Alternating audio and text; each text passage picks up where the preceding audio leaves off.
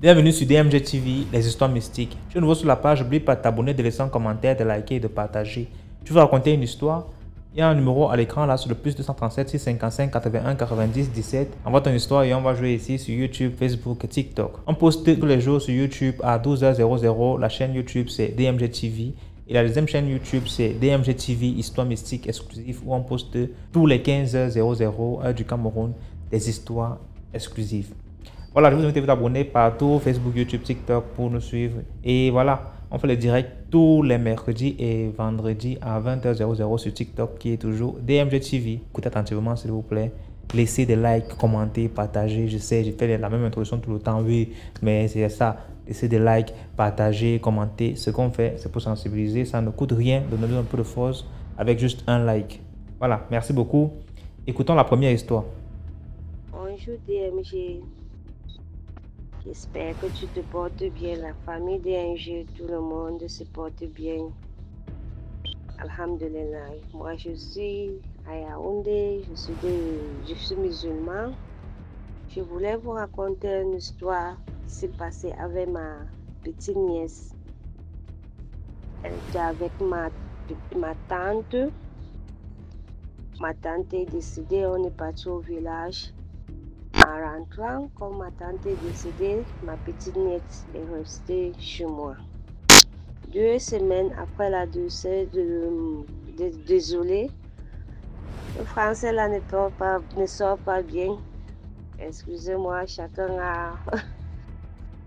a sa façon de parler.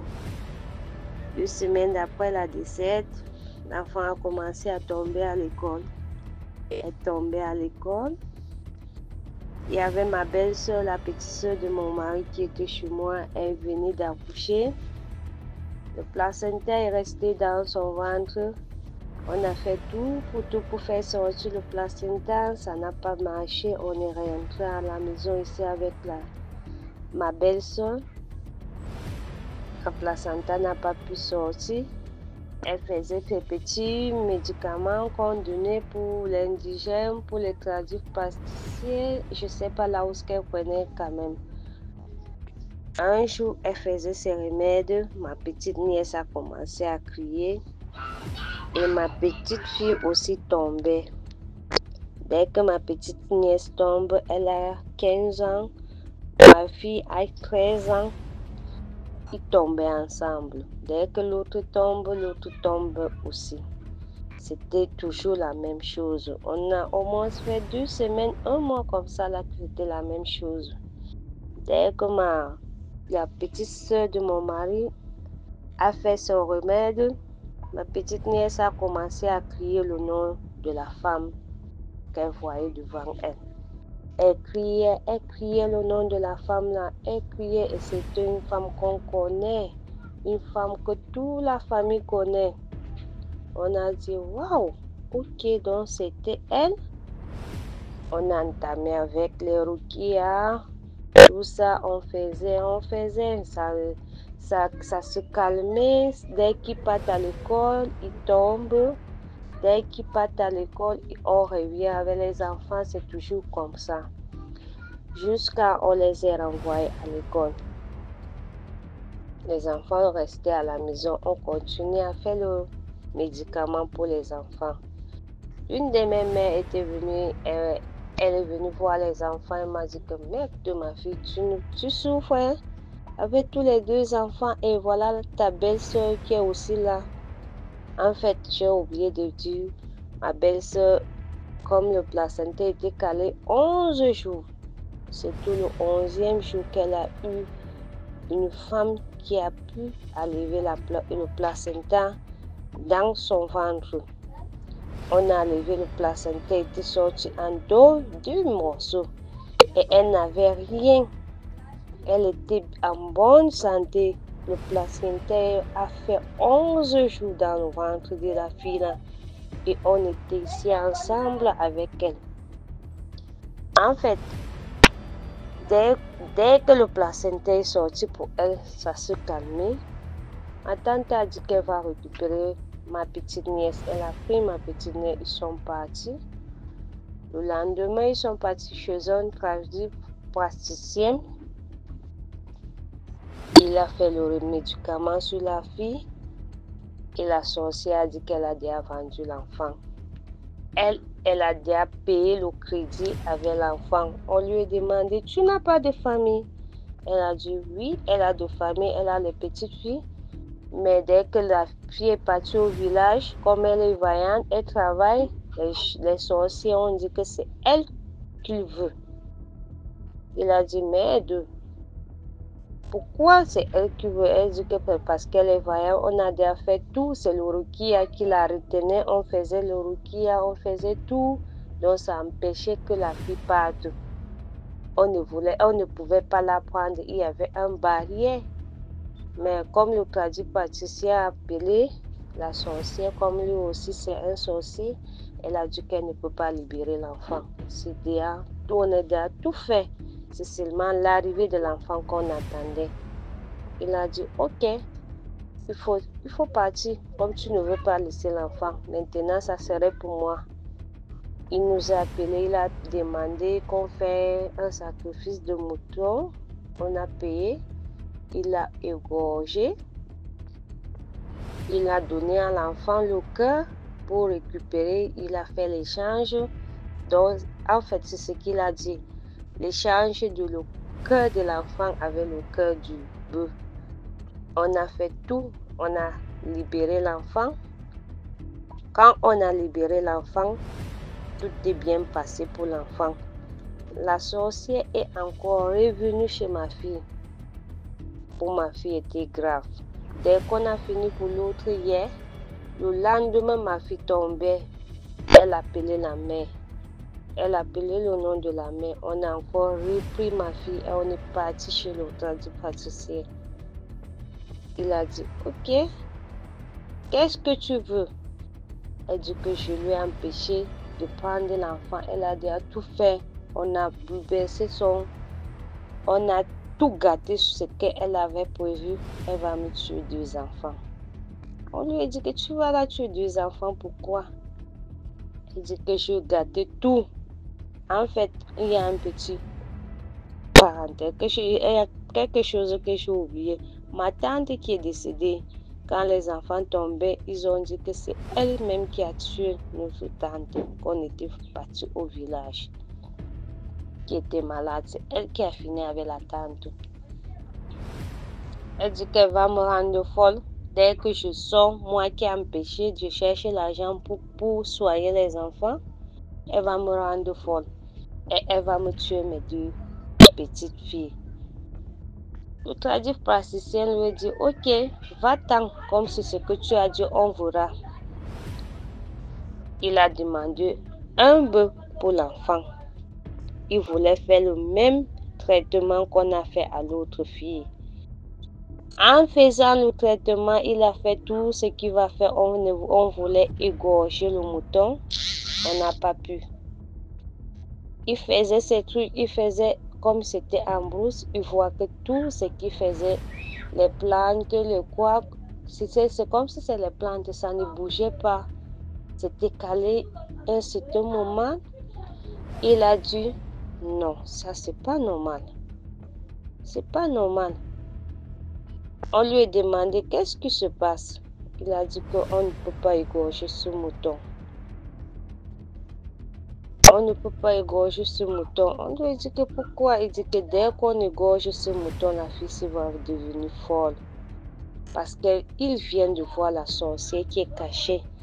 Elle voulait qu'on égorge le mouton. Dès qu'on égorge le mouton, la petite fille sera folle.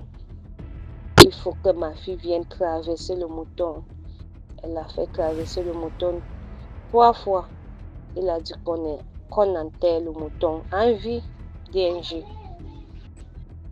On a enterré le mouton. Il a fait tout ce qu'il a fait. Il a dit qu'on paye encore notre mouton pour égorger, pour refaire ce qu'on a fait d'abord à la première fille. On a payé 2 moutons pour ma fille. On a égorgé. On a soigné les 2 filles. Par la grâce de Dieu, tous les enfants se portent bien. Mes enfants sont bien guéris, tout se passe bien pour eux. Par la grâce d'Allah, mais jusqu'à là, il y a beaucoup d'histoires que je veux te raconter toujours. C'est à propos de ma petite fille. C'est très mystique. Jusqu'à aujourd'hui, on continue à se battre pour ça. DMG TV, merci beaucoup.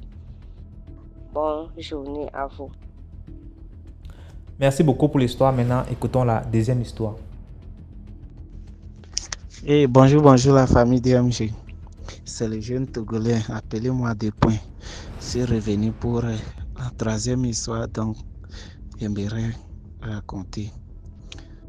Bon, je vais dire, c'était dans notre village, dans un autre village voisin de notre village, dont je suis allé rester chez ma tante là-bas pour un temps. C'était dans les années 2012 que la scène se passait. Donc, il y a un jeune qui veut dire à l'âge de 21 ans qui est allé chez un marabout pour faire du produit d'amour, ou bien, oui, c'est comme ça on l'appelle souvent, pour faire produit d'amour, pour attirer une fille envers lui. Il disait qu'il aime la fille et la fille ne fait que lui repousser ses avances, donc il a voulu aller lui basser. C'est ce qu'on dit. C'est ce qu'on dit communément ici. Il est allé pour basser la fille. Et maintenant, arrivé, le marabout lui fait savoir. Il n'était pas seul. Ils étaient allés avec certains amis aussi. Ils sont au nombre de 3. Et le marabout les a proposé qu'il va les faire certaines choses. D'abord, il les a recommandé certaines choses, certains parfums avec certaines choses comme ça. Et ils sont allés, qu'ils vont chercher ça, venir. Et maintenant, la cérémonie se fera individuellement par eux-mêmes. Donc, il va leur donner les consignes qu'ils devraient aller dans la nuit profonde autour des 0h au cimetière pour aller faire certaines choses là-bas. Et il les a montré comment le scénario doit se passer.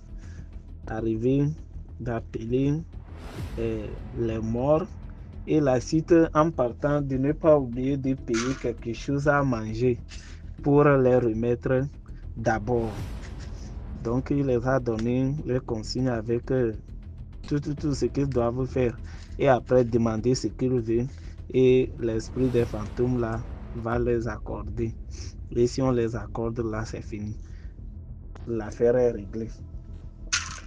Et le gars en passant, qu'est-ce qu'on les a dit? On les a dit de payer quoi? Boule d'Akassan. Donc, ils doivent amener boule d'Akassan là et donner ça à l'esprit d'abord, le fantôme qui va apparaître. Il va lui donner ça d'abord avant qu'il va communiquer maintenant. Il va demander ce qu'il veut et après on va lui accorder. C'est comme ça, les autres ont refusé que eux ils ne peuvent pas parler face à face à un fantôme. Donc les autres ils ne peuvent pas le faire. Et le jeune homme-ci, lui, il a tenu ses courage et dit lui va le faire. Donc la manière lui veut conquérir la fille, lui va le faire. C'est ainsi il est allé, la nuit profonde il est allé et arrivé, il a donc prononcé l'incantation, donc on l'a dit et tout. Voilà, bim, les fantômes sont sortis maintenant. Et il n'a fait que payer 2 boules d'Akassan. Maintenant, ce n'est pas 2 fantômes qui est sorti. Et il a donné 2. Maintenant, ça reste les autres. Et les autres lui réclament maintenant où est pour nous? Où est notre manger? Où est pour nous? Où est notre boule d'Akassan que tu as amené? Donc il faut nous donner pour nous. Où est pour nous? Il faut nous donner pour nous. Quand il commence à écouter ça, le gars a pris peur. Et il n'est pas tenu debout. Or, on les a interdit que si les fantômes là sont debout avec toi, donc tu ne dois pas bouger, tu ne dois pas avoir peur. Le gars a oublié, il a pris peur. Maintenant, il veut fuir. Et il a retourné en courant maintenant. Il a su qu'on l'a frappé. Et il s'est débrouillé jusqu'à arriver à la maison. Arrivé à la maison, c'est comme ça, le gars est tombé. Et puis bon, jusqu'au lendemain, on l'a retrouvé sans vue. Donc, il est mort comme ça. Et la mort est vraiment subitement que ses parents ne comprennent rien, ou bien c'est quelqu'un qui est venu lui frapper, ou bien on l'a assassiné. Et c'est là, après avoir lavé le corps et tout, on est allé demander et on a dit non, c'est lui-même qui est allé vers les revenants, il est allé vers les morts et c'est là-bas qu'il a eu le coup avant d'arriver à la maison. Et ses amis en question aussi sont venus témoigner que c'est comme ça. Ils sont allés voir un marabout, nanana. Donc c'est comme ça la chose s'est passée. Le gars est décédé prématurément. Donc la leçon de l'histoire, la leçon de cette histoire, c'est que moi je dirais que ce n'est pas bon d'aller faire certaines choses pour pouvoir trouver de l'amour auprès d'une personne. Ce n'est pas normal. Ok, salut la famille. N'oubliez pas de partager, liker, commenter. Merci beaucoup pour l'histoire. Maintenant, écoutons la troisième histoire. Bonjour DMG. La famille, bonne année. Likons, aimons, partageons. Voici mon histoire.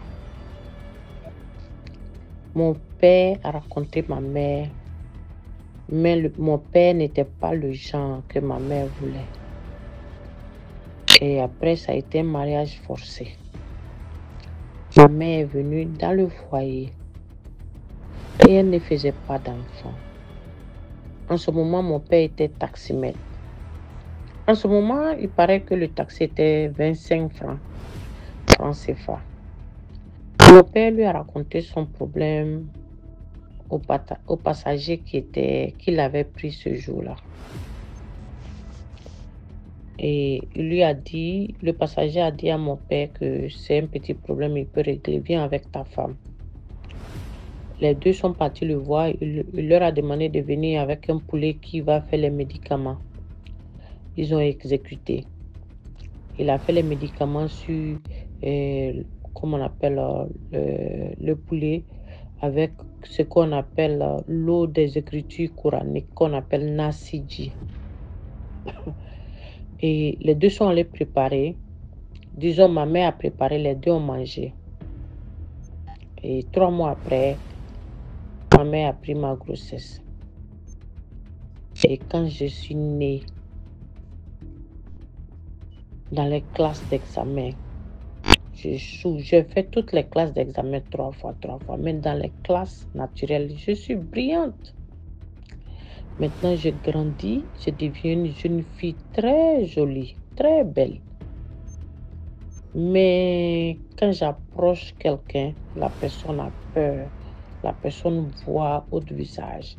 Moi, je ne comprenais pas. Et je rencontre un monsieur, parce que moi, je voulais aller aux États-Unis, ou bien en Europe. C'était un ami d'enfance qui est venu me marier. Mais ça n'a pas marché. Après, j'ai obtenu le visa quelques mois. Je suis venue aux États-Unis. Je me suis mariée ici 2 fois. C'est moi-même qui chassais les hommes de partir. Quand il y a le mariage, ça ne dure pas. Je commence à ne plus aimer la personne. La personne devient comme un homme devant moi. Je chasse la personne. Mais mes activités marchent. Tout ce que je touche marche. Mon mari de nuit existe. Et je vois que vraiment, ça ne va pas. Et ensuite, je suis devenue chrétienne. Voilà comment je vais comprendre qu'il y a marié de nuit. Et à chaque fois que je vais à l'église, qu'il y a des prières, qu'il y a des vraies prières, des veillées, et on prie contre les maris de nuit, c'est là pour moi, là, il va se manifester. Je vais le voir, il va venir dormir avec moi. À chaque fois, il va venir dormir avec moi. Je ne sais même pas comment le chasser de ma vie. Pourtant, je suis une femme de feu maintenant. Je prie comme il le feu. S'il y a quelqu'un qui sait comment chasser mari de nuit avec la Bible, je demande seulement avec la religion chrétienne qu'il laisse dans les commentaires. Mari de nuit existe, les filles. Mari de nuit existe. Nos parents qui s'en vont chercher enfant, au lieu de prier pour avoir enfant avec Dieu, ils s'en vont chercher chez les marabouts. Merci beaucoup pour l'histoire. Là, écoutons la 4e histoire. Bonsoir la famille de DMG. Bon, moi, je vais raconter une histoire. Ça date de un bon moment quand même. Bon, moi, je ne suis pas gabonais, mais j'ai vécu au Gabon avec mon père. Bon, mon père, c'était un architecte. Il a travaillé au Togo et puis il n'a pas duré au Togo. Il est parti au Gabon, il s'est cherché au Gabon et il a trouvé sa femme là-bas qui est notre mère. On était 3 garçons. Moi, mon grand frère, moi et mon petit frère. Donc, à un moment donné, ma mère, elle est tombée enceinte. Elle était, quand ça n'était pas encore âgée en ce moment. Je crois que moi, j'avais 6 ans. Mon grand frère avait 8 ans et mon petit frère avait 5 ans, 4 ans, je crois. J'ai oublié, ça fait un peu longtemps. Bon, quand ma mère était enceinte, elle pleurait. Chaque jour, elle pleurait. Mais mon père, il n'était pas trop... Je me rappelle quand même bien, mon père, il n'était pas vraiment... Ça ne lui faisait pas de la peine, quoi. Ça ne lui faisait vraiment pas de la peine. Je voyais que ma mère pleurait. Mon père vient, la demande qu'il y a quel problème. Elle ne répond pas, il part. Il n'est pas là pour la demander. Genre, vous savez de quoi il veut parler avec amour et puis comment faire le truc, parce que c'est sa femme. Il la demande à chaque fois qu'elle a quoi. Elle ne répond pas. Il laisse, il part. C'était toujours comme ça. Et un jour, mon père vient, il nous dit qu'on va visiter sa nouvelle maison. Parce qu'on était en Dzayong, on habitait dans un quartier en Dzayong, surtout au Gabon. Donc c'est un secteur là où les étrangers vivent souvent. Là-bas, il n'y a que les étrangers. Là-bas, seulement les étrangers dans les maisons planchées hautes. Donc, il dit qu'il a construit une nouvelle maison. C'est en pleine construction, c'est pas encore terminé. Donc, on va visiter. On est parti. Moi, mon grand frère et puis mon petit frère, on est parti visiter. Ma mère n'était pas venue. Même quand on partait visiter de temps en temps, ma mère n'est jamais venue avec nous. Elle restait seulement à la maison. Ma mère, c'était une coiffeuse. Mais quand elle était enceinte là, donc elle ne travaillait plus. Elle restait à la maison. Maintenant, un jour, on se réveille un matin. Normalement, on devait aller à l'école. On n'est pas allé à l'école. On dit qu'aujourd'hui, on ne part pas à l'école. Il y a une fête. On est nous 3 avec nos cousins. On nous enferme dans une chambre, dans notre maison. On nous enferme dans une chambre et puis le jour-là, il y avait nos professeurs, un peu de la famille, quoi. Ils étaient au salon en train de fêter. Bon, pour nous, c'était une fête. Parce qu'on nous amenait à manger, à boire, mais on nous a bloqués dans la chambre. On n'était pas âgés, donc on ne comprenait pas trop. Et on nous a mis la musique et tout. Mais le jour-là, ma mère était décédée le jour-là. Nous, on ne savait pas. Il y avait le cercueil au salon. Donc, on devait expédier le cercueil pour venir jusqu'au Togo. Parce que ma mère, c'est une béninoise. Mais elle a vécu au Togo aussi. Donc, on voulait expédier le corps au Togo le même jour. Donc, ma mère était décédée, mais on ne savait pas. Donc, pour nous, c'était comme la fête. On nous amenait à manger, à boire. Maintenant, un autre jour, mon grand frère, il me dit qu'il a vu le truc dans lequel on met les gens et puis on les enterre. Il a vu ça au salon. Puis j'ai dit comment il a vu ça au salon, que c'était la fête, que comment on va mener ça le jour de la fête. Nous, on n'était pas trop âgés. Mais moi, quand j'étais petit, je me posais beaucoup de questions, j'étais curieux. Bon, on a laissé tomber l'affaire là. Mon frère, il comprenait un peu notre langue du Togo là, donc quand il sortait avec mon père, il comprenait quand les gens, il parlait de ma mère avec certaines personnes. Et puis un jour, il est venu me dire que notre mère est décédée. Je lui ai dit, ah bon, que donc notre mère est décédée, puis on ne savait pas, que pourquoi on ne nous a pas dit et autres. On se posait juste les questions, on n'a pas demandé à notre père. Donc, il nous a dit que notre mère est décédée. Il a compris que c'est notre père qui disait ça à certaines de nos personnes, que donc on lui comprenait la langue. Bon, et maintenant, quand notre mère est décédée, quelques semaines après, on est parti vivre dans notre nouvelle maison. La maison qu'on partait visiter de temps en temps là. Ils avaient fini là. C'était une grande maison DMG, je vous jure. La maison, c'était balèze. Une belle maison. Il y avait la cour à l'intérieur. La cour, c'était une grande cour. On pouvait même construire encore une grande maison dans la cour. Jusqu'à les gens avaient même peur de notre père quand il vient comme ça. Mon père avait 3 voitures. Il avait une grande voiture, il prenait ça pour aller au chantier avec 2 petites voitures. Donc les gens avaient peur de lui. Les gens disaient que mon père est dans les sectes et autres. Moi, je me demandais que, parce que l'affaire là, l'histoire là, moi-même, je n'ai aucune conclusion à donner. Je vais juste expliquer parce que moi, je ne sais pas quoi dire de l'histoire là. Bon, ça c'est une parenthèse. Maintenant, mon père, il a épousé une autre femme qui habitait en Zayong, dans le secteur dans lequel on était là. Donc, on connaissait la femme là et elle est venue avec nous. C'était une femme vraiment très gentille. C'est une femme vraiment, je n'ai jamais vu quoi. La femme, c'était pas notre mère, mais elle était gentille avec nous et tout. Elle prenait soin de nous, toujours gentille. On était là avec elle. On a duré avec elle des années, mais elle n'a pas donné d'enfant à mon père. Et maintenant, un jour, mon grand frère et mon petit frère, ils ont quitté le Gabon pour venir rester au Togo.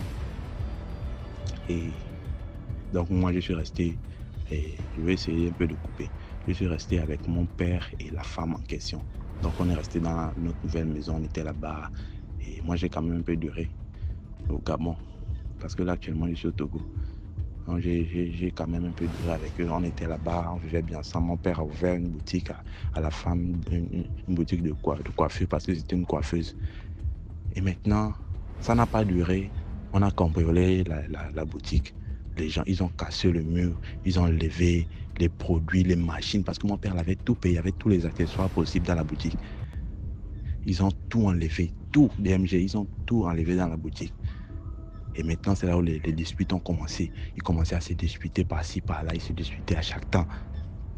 Jusqu'à mon père a dit qu'elle va quitter la maison. Moi, j'aimais la femme, je ne voulais pas qu'elle quitte parce que c'était vraiment une personne gentille. Je l'aimais. Donc un jour, ils se sont disputés. La femme est partie. Elle a pris ses bagages, elle est partie. Moi, je la suppliais de rester. Elle m'a dit de laisser, qu'elle ne veut plus revenir, elle est partie. Et bien, ils ont arrangé l'affaire jusqu'à... Elle est revenue, revivre avec nous. Quand elle est revenue, un jour, moi, la dame, on est sorti pour aller voir une de ses sœurs. On est revenu à la maison. Mon père était dans son bureau au salon. Il travaillait ces trucs de plans là, parce que les architectes, ils travaillent les plans. Et maintenant, soudain, on entend un bruit. Comme une chaise qui est tombée au sol. On vient au salon, mon père est tombé, il est en train de piquer la crise, quelque chose qui ne l'est jamais arrivé. Mon père a piqué la crise au sol. Les trucs blancs qui sortent de la bouche a commencé à sortir. Ses pieds sont devenus durs en l'air, ses mains étaient dures en l'air, mais il était couché. Hein? Ses pieds étaient durs en l'air, ses mains aussi dures en l'air. Il est en train de trembler au sol. C'est comme ça que la femme a paniqué. Moi, je regardais seulement mon père parce que moi, il n'était pas trop âgé. Moi, je suis quelqu'un qui n'est pas trop sentimental, voir les choses et puis pleurer, que je ne suis pas trop comme ça. Moi, j'ai commencé à voir mon père, j'étais là. La femme a commencé à paniquer, à pleurer, elle a appelé les voisins sont venus. On l'a emmené à l'hôpital. Quand on l'a emmené à l'hôpital, ils ont fait 1 semaine à l'hôpital. Ils sont revenus. Et puis, ils sont venus avec les gros sachets de médicaments. Mon père ne buvait même pas les médicaments. Et c'est là où mon père a commencé à boire. Pendant ce moment, mon père a commencé à boire, il buvait l'alcool à chaque fois. Mon père ne buvait pas avant, il buvait quand même, mais c'était limité quoi. Il ne buvait pas jusqu'à il se saoulait et autres. Mais là, mon père commençait à boire. Il prend la voiture, il part au boulot. Quand il revient, il est saoulé, même il reste dans la voiture devant le portail. C'est le lendemain que vous venez le voir dans la voiture. Donc, c'était toujours comme ça à chaque fois. Maintenant, quand la maladie est passée, ça tout allait bien autre. Tu vas croire que les choses vont changer. Bon, c'était quelque chose une fois en passant. À un moment donné, il se dispute encore avec la femme. La femme est partie définitivement. Là, elle est partie définitivement. Quand elle part comme ça, je suis seul avec mon père maintenant. À un moment donné, mon père buvait là, l'alcool, il ne faisait que boire, toujours boire. Et moi, ça ne m'inquiétait pas vraiment. Je n'étais pas trop âgé, donc je ne prenais pas les trucs là à cœur, quoi. Je ne voyais pas trop ça, je ne sais pas comment dire. Et un jour encore, mon père tombe malade. Mais je suis seul avec lui dans la maison, je ne sais pas comment faire. Il n'arrive même pas à manipuler le portable. Ses mains sont en train de trembler. Il est couché sur le lit. Il me donne le portable d'appeler un de ses amis. Son ami l'a dit qu'il n'est pas au Gabon actuellement. Il est dans une province, donc il ne peut pas venir. Il me dit d'appeler un de ses frères. J'appelle un de ses frères. Son frère, là aussi, il dit qu'il n'est pas allé pour le moment, qu'il va venir après. Donc, on était dans la maison. Moi, je priais seulement que là où il est malade, il n'y en a qui n'ait pas piqué la crise. Parce que s'il tombe encore là, que moi, je vais faire comment? Donc, j'étais seulement en train de prier qu'il n'en ait pas tombé là. Et jusqu'à son frère est venu le soir, on l'a emmené à l'hôpital. Quand on l'a emmené à l'hôpital, et quand ils sont revenus, ils sont de retour, et son frère m'a expliqué que c'est comme ça qu'il est allé à l'hôpital. Il a piqué la crise 2 fois. Il a piqué la crise 2 fois. Bon, ils sont encore revenus à la maison. Là, ils sont partis supplier la dame de revenir comme ça. Comme il est malade, elle n'a qu'à rester avec lui le temps que sa maladie, ça diminue, quoi. Donc, ils ont supplié la femme est venue rester. Quand la maladie s'est un peu diminué, les choses allaient bien, la femme est repartie directement. Maintenant, mon père, bon, je l'ai dit de supplier la femme qu'elle n'a qu'à venir rester avec nous, mais mon père a refusé. Mon père il trouve une autre femme. La femme vient rester avec nous dans la maison.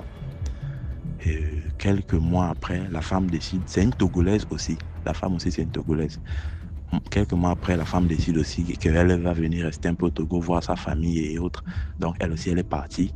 Mais ils ne se sont pas disputés.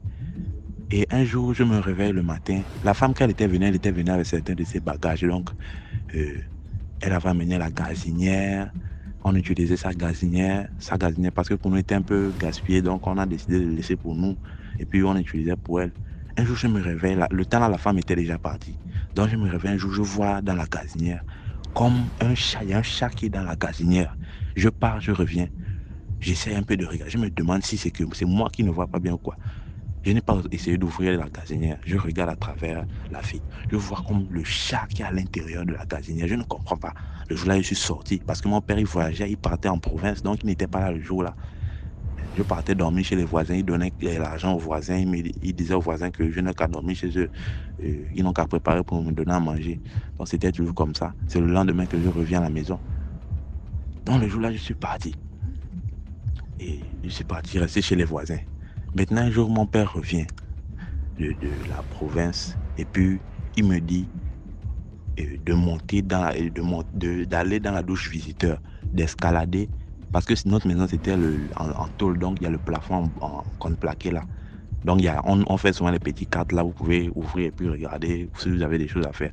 Il me dit de monter, de regarder bien, il me donne la torche, de bien regarder et dans les alentours du cadre là, qu'il y a quelque chose là-bas. Moi aussi je monte, j'allume, je regarde, je cherche. Il me dit de bien chercher. Je vois une laine qu'on a enroulée, une laine rouge. On a enroulé ça. On a pris l'aiguille que les couturiers utilisent, une longue aiguille. On a pris ça, on a mis ça au milieu du truc, de la laine rouge enroulée, avec une petite boîte. Les boîtes, souvent, quand on prend les médicaments des yeux, on a pu là, il y avait un liquide à l'intérieur. Il m'a dit de lui donner. Je lui donne ça, il m'a dit de lancer, parce qu'il était en bas. Donc quand je lance ça, le truc même l'a piqué le doigt. Et puis il m'a dit qu'il arrive. Il a amené ça chez un marabout. On l'a dit que c'est la première femme avec qui il était, c'est elle qui a fait ça. Elle a pris ses caleçons, elle a coupé ça. Et elle a pris beaucoup de ses caleçons, elle a coupé petit, et puis elle a mis ça dedans, elle a enroulé. Mais c'est sûrement ça que mon père m'a dit. Moi, je ne m'intéressais pas trop à ça, donc je ne l'ai même pas posé de questions. C'est lui même qui est venu me dire ça. Et puis j'ai dit que pourquoi elle a fait ça? Depuis le jour là, DMG, j'avais peur. Quand mon père partait, j'avais peur. Je ne voulais plus rester dans la maison. J'ai commencé à avoir peur de la femme là. Souvent, même la femme là disait qu'elle va venir me rendre visite. Quand elle vient, j'avais peur d'elle. J'avais peur de la femme. J'avais peur de la femme. Maintenant, la deuxième femme, je reviens à la deuxième femme. La deuxième femme, quand elle est partie au Togo, quand j'avais dit que j'avais vu le chat dans la gazinière, j'ai dit ça à mon père. Donc, elle ne revenait même plus dans la maison. Jusqu'à mon père s'est énervé, il a appelé, il a dit que quand elle revient du Togo, elle n'a qu'à ranger ses bagages en même temps, de ne pas venir dans sa maison. Donc, ils se disputaient en ligne comme ça jusqu'à... Et quand elle est revenue, exactement, elle est venue, elle a pris ses bagages et elle est partie. Donc, celle-là, moi, je ne l'ai même plus revue d'abord. Et maintenant, ça fait des mois, quelques mois après, mon père vient, il me dit, on rentre au Togo. Je lui ai dit, on rentre comment? Il me dit qu'on rentre au Togo. Moi, j'aimais le Gabon parce que je me faisais les amis et autres. J'avais même une petite copine en ce moment.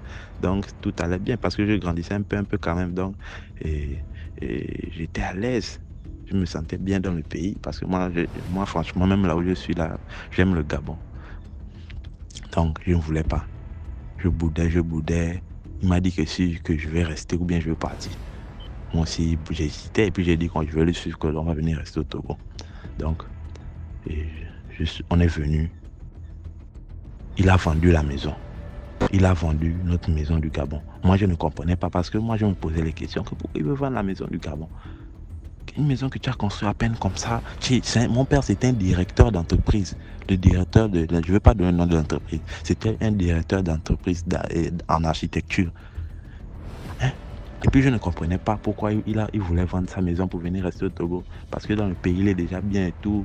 Il travaille même avec le temps, c'était Omar Bongo qui était au pouvoir. Donc il travaillait avec certaines personnes du gouvernement. Donc il avait l'argent. Mon père, c'était quelqu'un qui avait l'argent. Donc on vient au Togo. Quand on vient au Togo, c'est là où les choses commençaient à aller de travers. On est venu rester parce qu'il construisait aussi une maison au Togo. C'est la maison dans laquelle je suis actuellement. Il construisait une maison au Togo. Donc on est venu au Togo. Et mon père aussi avait une autre femme. Il avait une autre femme au Togo. Donc il avait une fille. La femme l'a donné une fille qui était notre grande sœur. Donc il avait épousé celle-là depuis avant de lui trouver notre mère. Maintenant, on est venu rester au Togo. Mon père... il commençait à porter certains habits. Il avait un haut, un spécial haut. C'était un haut, il portait ça. Il dit que c'est contre les protections. Moi, je me pose la question. Je demande à mon grand frère que les protections pour faire quoi? Que toi, est-ce qu'on avait les problèmes là avant? Qui pas porter le haut là pour protéger quoi? Moi, je ne comprenais pas. Je me posais des questions, je ne comprenais pas. Qui porte ça pour faire quoi? Il porte le haut là pour protéger quoi? Est-ce qu'on avait un problème, des gens des problèmes là jusqu'à il pas prendre ça? Il part, il vient, il prend les bananes. Tu vas lui voir, il est dans la cour, il est en train de casser, de faire les trucs. Je ne comprenais même pas ce qu'il est en train de faire. Il part au village, il revient. Là, c'est quand on était au Togo. Il part au village, il revient. À un moment donné, mon père commençait à tomber malade gravement. Il tombe malade. Quand tu le vois seulement en train de tomber malade, il tremble. Sa main commence à trembler. Il faut savoir que là, il va piquer la crise. Quand il pique la crise, on l'emmène à l'hôpital. C'était comme ça. C'était comme ça jusqu'à les années sont passées. À chaque fois, quand il tombe malade, c'est toujours comme ça. On l'emmène à l'hôpital. Il pique la crise, on l'emmène. Souvent, même il pique la crise. Nous, on ne sait même pas. On est dans la maison jusqu'à... Il va piquer la crise. Il va tomber là-bas jusqu'à un moment donné. Nous, on vient remarquer qu'il est tombé jusqu'à... Il a piqué la crise. Souvent, il est dans la douche, il se lave comme ça. Il tombe. Donc, c'était toujours comme ça jusqu'à ce qu'il ne tombe gravement malade. Ça là, c'était une maladie vraiment grave. Et avant ça, il commençait à parler seul. On est dans la chambre comme ça. Il vient, il commence à parler seul. Et tu vas lui voir en train de parler. Un jour, on dormait la nuit. C'est comme si les gens avec qui il parle, nous aussi, on les voit. Mon grand frère me réveille dans la chambre. Il me dit de regarder la porte. Parce que notre porte, c'est le temps là, il n'y avait pas encore, on n'avait pas mis la porte devant notre chambre. Donc il me dit de regarder. Tu vas voir quelqu'un en train de passer qui nous regarde. La personne nous sourit, il passe. La personne nous sourit, il passe. Moi, je ne comprenais pas. Je dis, oh, que ça, c'est quoi? Mon père est en train de parler là-bas avec les gens. Et puis, tu vas voir, comme si les gens là viennent aussi chez nous, nous regarder. Et puis, ils repartent. Donc, mon père, quand il a commencé à tomber malade comme ça, il venait devant les fenêtres. Il prend la machette. Il dit de quitter de sa maison, qu'il va leur couper la tête. Il va leur couper la tête, je vais vous couper la tête. C'est comme ça qu'il commence à parler. Je vais vous couper la tête. Quittez de ma maison, sortez de ma maison. Moi, je ne comprenais pas. Il appelait le nom de quelqu'un, j'ai oublié. De quitter de sa maison. Il vient devant la fenêtre. Il commençait à faire ça jusqu'à... Il y a une de sa grande sœur qui est venue même le jour là. Elle a prié. C'est comme ça que mon père ne faisait que faire. C'est comme s'il n'est même plus en lui, quoi. Il prend la machette, il part devant les fenêtres. C'est comme s'il y a quelqu'un devant les fenêtres qui est en train de... Je ne sais pas, quoi. Et puis maintenant, mon père est tombé. Il a piqué la crise. Quand il a piqué la crise comme ça, ils sont allés à l'hôpital. Ça allait bien. Maintenant, un jour, il part au village. Et quand il part au village, c'est là où maintenant c'est fini pour lui. Il est parti au village. Il est tombé gravement malade encore. Et maintenant, c'est là où ses pieds ont commencé à enfler. Ses pieds enflaient. Ses pieds commençaient à enfler. Son ventre aussi enflait. Son ventre enflait. C'est comme ça que on part à l'hôpital. On dit qu'il y a l'eau dans son ventre. On part, on aspire l'eau là. Quand on revient, et ça fait à peine 2-3 heures de temps. Le ventre encore est enflé. C'était toujours comme ça jusqu'à... on l'a ramené au Togo, et dans notre maison ici. Parce que c'était au Togo, donc il partait au village et il revenait. Donc quand il est venu dans notre maison ici au Togo, parce que là c'était au village. Donc quand il revient comme ça, et je suis resté avec lui, moi seul, parce que mon frère et mon petit frère, là ils n'étaient plus ici, eux aussi ils sont partis. Quand mon père a commencé à tomber malade, eux aussi sont partis rester chez un de nos oncles. Donc on veillait sur eux là-bas, parce que je restais toujours seul. C'est toujours moi au final qui reste seul avec mon père. Donc c'était toujours comme ça. Il me réveillait la nuit vers les 2 heures, qu'il n'arrive pas à respirer. Donc je lui mettais le lit dehors. Il dormait là-bas. Toujours les 2 heures, il me réveille. Maintenant, la femme qu'il a donnée, et notre grande sœur là, elle est venue. Elle aussi, on l'a appelée parce qu'elle ne vivait pas avec nous ici. Donc on l'a appelée comme il était malade, de venir rester avec lui de temps en temps. Elle aussi, elle travaillait, donc elle est venue. Et c'est comme ça qu'un jour, je reviens de l'école. On me dit qu'il est parti au village encore. Je dis, il est parti faire quoi au village? Moi, je me suis dit en même temps qu'il est mort. Je savais que mon père était mort le jour-là. Parce que mon père n'arrivait même plus à parler. Son ventre enflait de jour en jour. Son ventre enflait. Il n'arrivait même plus à parler. Il était là. Quand il veut chier, il chie sur lui. Excusez-moi pour les termes, mais quand il veut uriner, il urine sur lui. C'était toujours comme ça.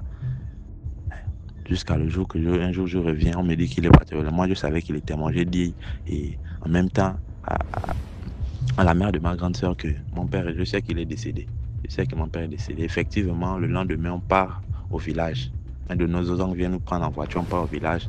On fait les enterrements en même temps. Et c'est fini comme ça. Et j'ai oublié, quand ma mère était décédée, je vous jure que ma mère ne nous a pas lâchés. Ma mère nous suivait toujours dans les rêves. Un jour, je me suis réveillé. Quand on était allé on avait déménagé dans la nouvelle maison. Je vois dans la cour ma mère. Elle est assise. J'appelle mon grand frère, je lui dis de regarder. Il me dit qu'il ne voit rien. J'appelle mon petit frère, je lui dis de regarder. Il me dit qu'il ne voit rien. Moi, j'étais en train de voir ma mère. Elle était assise là-bas. Et depuis le jour-là, on a commencé à faire les rêves. Tous les jours, on faisait les rêves. Ma mère nous suivait partout. Elle veut nous tuer. Elle prend les couteaux. Elle nous suit toujours. Et jusqu'à un jour, on a même fait le même rêve. On se réveille, on se raconte le même rêve. Je dis, oh, la femme là va nous laisser un jour. Elle nous suivait toujours comme ça dans les rêves. Tu vas la voir, elle est en train de pleurer. Elle dit de venir, de la suivre. Elle prend les couteaux, souvent elle a le fusil. Elle te suit jusqu'à veut te tuer. Jusqu'à ce que ça a cessé un peu. Ça, c'était depuis le Gabon. Hein. Donc, franchement, moi, je ne sais même pas quelle conclusion, je ne sais même pas quel titre je vais donner à ça. Je ne sais pas si les trucs qui se sont passés, bon, je sais que c'est quand même mystique, mais donc c'est ça. Prenez soin de vous, c'était mon histoire. Merci beaucoup pour l'histoire. Likez, commentez, partagez. Là, on va écouter la 5e histoire. Bonjour la famille DMG. Ici, c'est le jeune Togolais toujours. Appelez-moi des points. Donc, je suis revenu aujourd'hui pour la 2e histoire. Donc, l'histoire m'a été racontée par ma mère. C'est une histoire qui s'est passée dans notre village natal. Donc, il s'agit d'un jeune qui est spécialisé dans le vol. Lui, il vole tout. Il vole tout ce qu'il croit sur sa voie là. Il peut voler. Donc, il est tellement doué en ça. Jusqu'à ce qu'il est allé chez les marabouts pour faire certains produits pour le vol.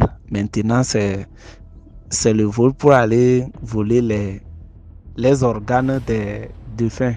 C'est-à-dire, il rentre au cimetière et puis il fait sortir les cercueils et il enlève certains organes qu'il a besoin. Après avoir enterré un cadavre, lui, c'est ce qu'il passe faire la nuit. Donc, il fait ça. Et plusieurs personnes ont su que le gars trafique le corps humain, mais on ne sait pas comment il arrive à le faire. C'est comme ça, un jour, on l'a arrêté. On l'a arrêté et bon, on l'a amené vers le chef du village. Et là-bas, ça ne va pas. On l'a encore amené vers les autorités, disons à la gendarmerie ou à la police comme ça. Et c'est là-bas, le gars a tout dit, tout ce qu'il faisait mystiquement. Mais les gars ne lui croient pas. Il dit comment lui, il peut réciter certaines incantations et puis bon, la terre va s'ouvrir et le cercueil va sortir tout entier avec le corps et il va prendre seulement l'organe qu'il veut et réenterrer le reste. Donc les gars ne l'ont pas cru. Et il dit c'est ça lui fait, ce n'est pas sa première fois qu'il faisait ça longtemps, mais on ne le croit pas toujours. Et c'est là les autorités ont demandé s'il peut le faire, s'il peut faire le même scénario devant un tas de personnes. Et le gars a accepté. Et c'est là, ils sont revenus au village avec les gars et certains citoyens du milieu, disons certains membres de la communauté. Et on les a accompagnés. Les gars disent c'est la nuit, lui peut aller faire la chose. Comme ils ne le croient pas toujours. Et ils se sont attendus. Il fait nuit maintenant. Ils sont allés au cimetière. Arrivés au cimetière, le gars les a amenés tout juste au milieu. Et puis, il les a dit que tout ce qui va se passer, il faut qu'ils se tiennent debout et qu'ils ne bougent pas, ni qu'ils ne parlent pas. Il ne faut pas que quelqu'un va retourner ou bien quelqu'un va fuir. Bon, il les a donné les interdictions comme ça. Et les gars ont dit, les gars ne lui croyaient pas d'abord. Et ils sont là. Et à un temps donné, le gars a commencé à réciter les incantations. Il a récité les incantations. Au lieu de faire sortir une seule corps, le gars a prononcé que tous les tombes du cimetière n'ont qu'à s'ouvrir. Waouh, c'est là-bas l'histoire est devenue une autre chose. Maintenant, quand le gars a prononcé ça, eux, ils ne savent pas que cela peut se reproduire. En un temps donné seulement, les tombes ont commencé à s'éclater, à s'ouvrir, étape par étape. Et bon, d'autres ont pris panique en voulant fuir. Voilà, si tu veux retourner par derrière, le tombe est déjà ouvert, tu dois tomber dedans avant de ressortir.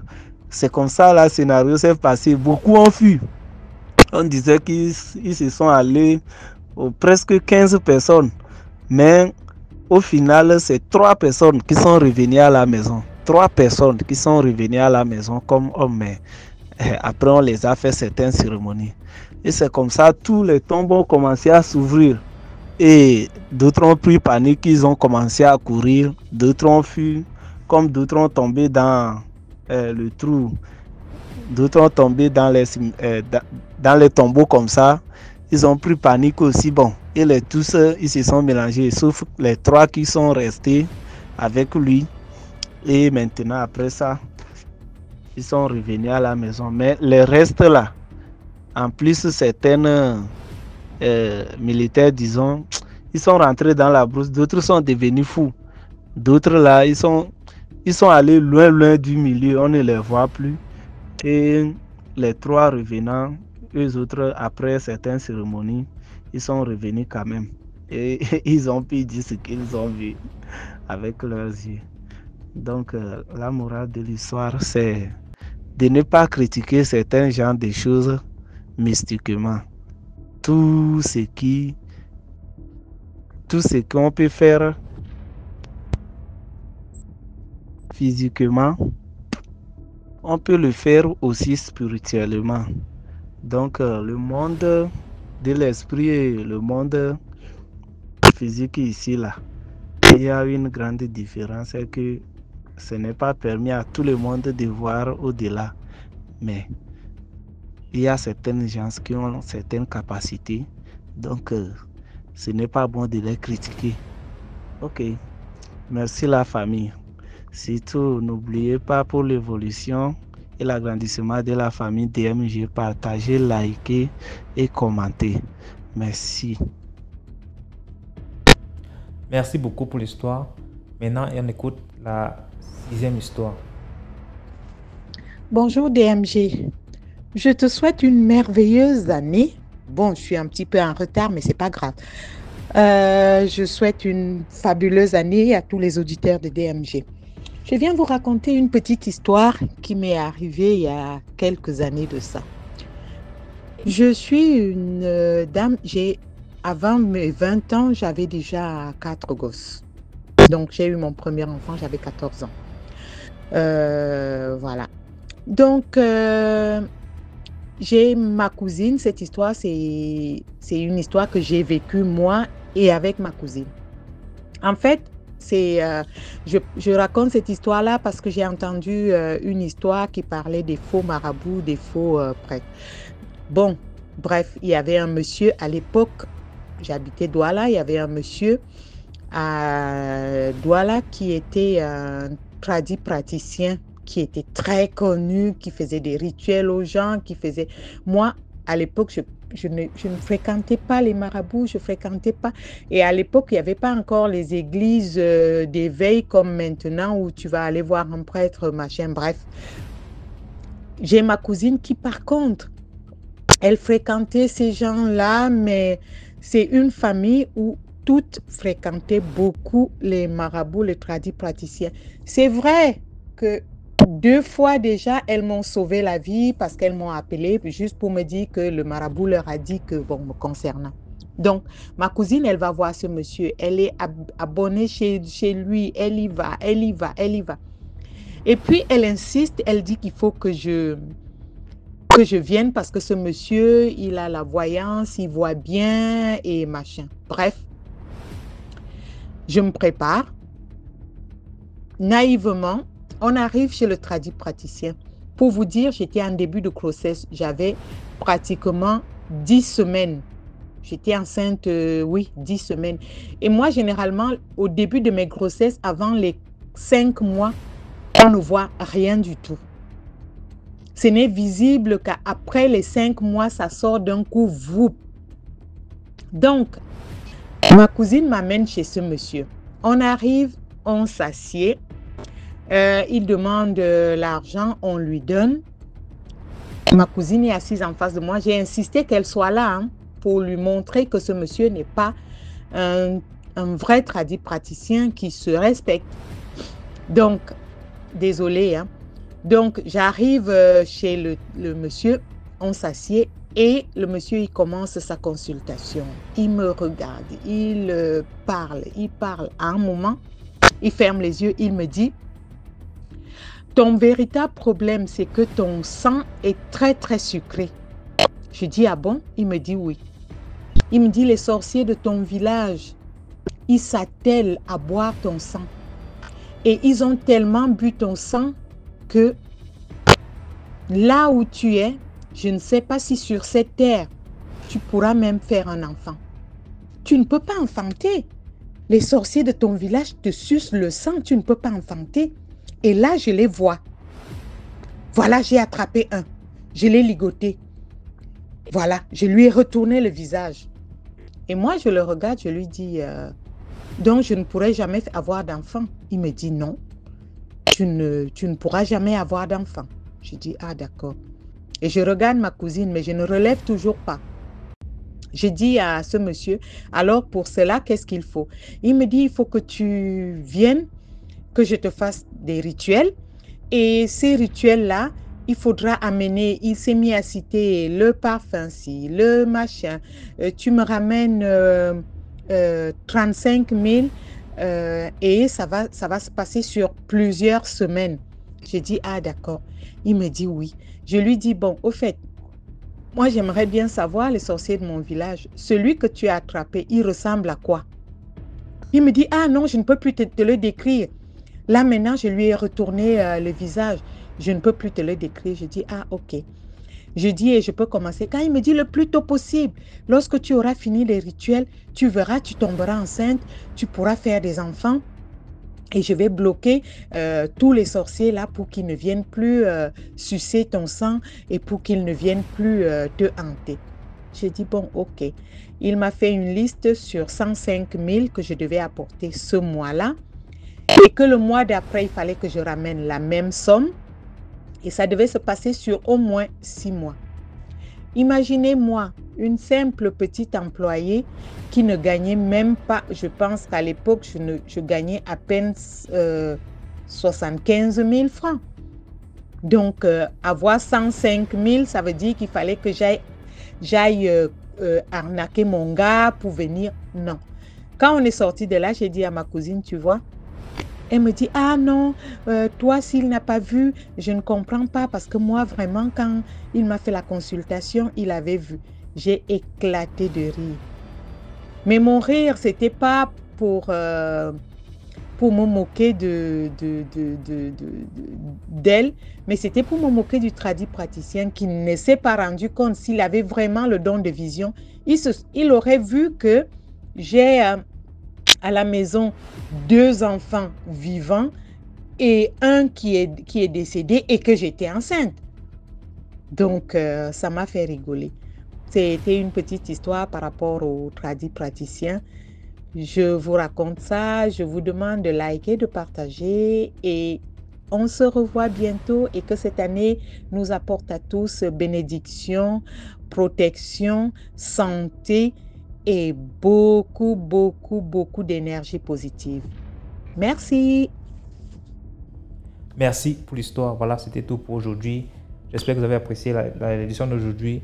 Abonnez-vous pour ne pas manquer la prochaine vidéo qui va être postée à 12h00 demain. Et d'ailleurs, on poste tous les jours à 12h00. Abonne-toi, donne un peu de force, laisse un commentaire. Dis-moi d'où tu regardes la vidéo, partage, commande. Et quand on dit partager, s'il vous plaît, c'est copier le lien de la vidéo et envoyer dans les groupes WhatsApp, Telegram et autres. Merci, portez-vous bien. Rendez-vous demain pour une nouvelle vidéo.